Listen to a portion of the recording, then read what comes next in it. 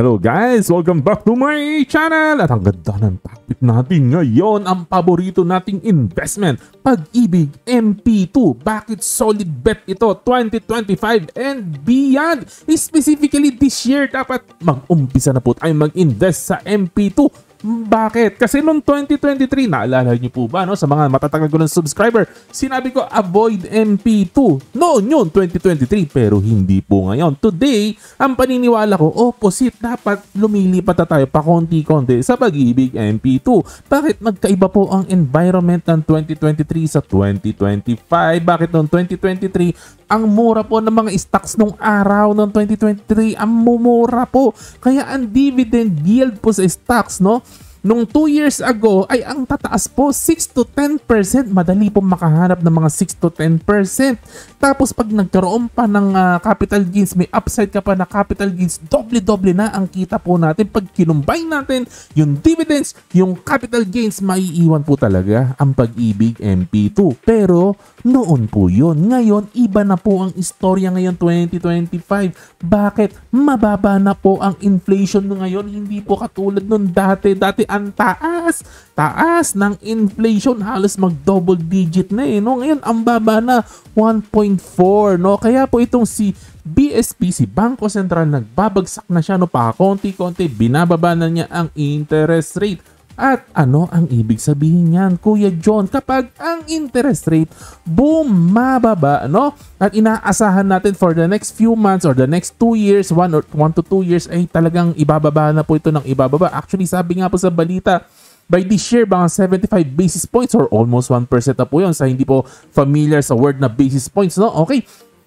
Ang ibig pong sabihin nun, stocks will get more and more expensive in the coming months, in the coming years, no? Kaya po pag nangyari po yan, bababa na po ang dividend yield na makukuha natin sa mga dividend stocks. Bababa na po ang dividend yield. Hindi na po tayo makakakuha ng mga 6 to 10 o 6 to 8%. Usually, babalik na po tayo sa level na 3%, 4% kung suswertihin. Ayan, liliit na po sobra ang dividend yield. Tapos yung capital gains, mahirap na po yan, no? Kasi dyan na tayo asa sa capital gains.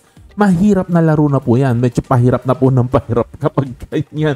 Kaya ibig ko pong sabihin, no, kaysa po, no, sa marami po sa atin, we go into troubles, no, into investing in stocks na maraming inaaral pag nasa stocks tayo. Tapos, ang dami mo susundan ng mga business developments, no, tapos yung emotional ups and downs, no. So, for retail investor, no, kapag ganitong mga environment, mahirap po, no, baka makakuha lang tayo ng single digit return. Ano ibig sabihin? Baka MP2 makes more sense. So, na mag-switch po tayo yung ibang kapital natin, baka it makes sense na ilipat po natin sa Pag-ibig MP2 kasi naho-hold po niya ang magandang dividend yield na 6 to 7% na wala pong stress, na wala pong active management, na talagang nakatunganga ka lang, no? At pwede kang gumawa ng gusto mo, eh, no? Kaya hindi ka masyado na abala, hindi ka masyado na istorbo, no? Hindi mo kailangan ng skill, no?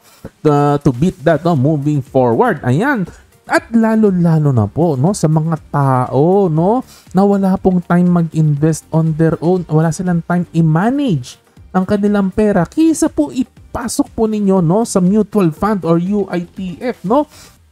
Wala po talaga sinabi po yan. Mag-MP2 na lang po tayo. The past 12 years, wala pong kinita itong mga mutual fund, mga UITF po na to kasi mahirap po talagang talunin ng returns ng MP2, no? Kasi ang taas na rin, 6 to 7%, no? Ayan, so halos wala pong returns itong mga mutual fund, mga UITF po na to, no? Na base sa Philippine stocks, no?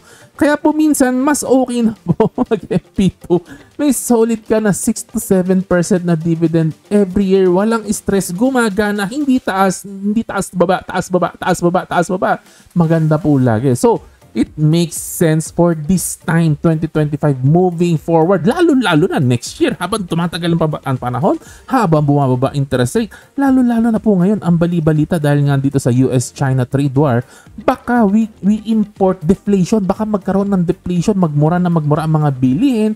So, ibig pong sabihin, ang interest rate, baka talagang bumaba pa ng bumaba. Kaya po, maganda po talaga na mag-switch na po tayo sa MP2. Ngayon, ang tanong, no? Ang tanong, Kuya John, di ba bababa ang interest rate? Hindi ba maapektuhan ang Pag-ibig MP2? Tingnan nga po natin. So, ito po ang graph po, no?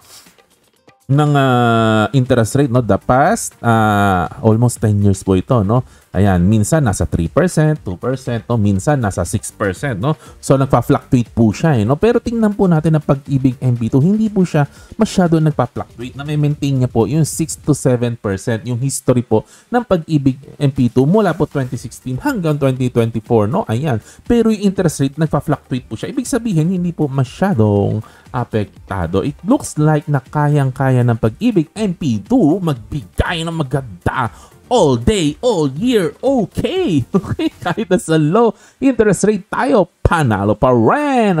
So in summary, maganda I feel maganda naman ang stocks kung talagang mahilig po kayo sa stocks. Pero kung magi-stocks po kayo, dapat do it yourself. Wag na po kayo mag-mutual fund. Mas superior po talaga ang do it yourself. Of course, mag-aaral ka.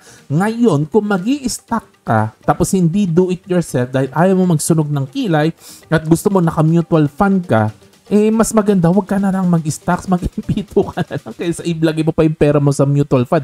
Historically po talaga, better ang naging returns ng MP2 kaysa sa mga mutual funds. At itong mga papasok po na panahon, habang pababa ng pababa interest rate, it makes sense po talaga na lumipat sa MP2 pa konti-konti ang ating puhunan. Pero hindi po ito financial advice dahil hindi po ako financial advisor, hindi po ako expert. So, disclaimer lang po. This is just for entertainment and general education. Like, share, subscribe to God with the glory. God bless sa inyong lahat. Happy investing.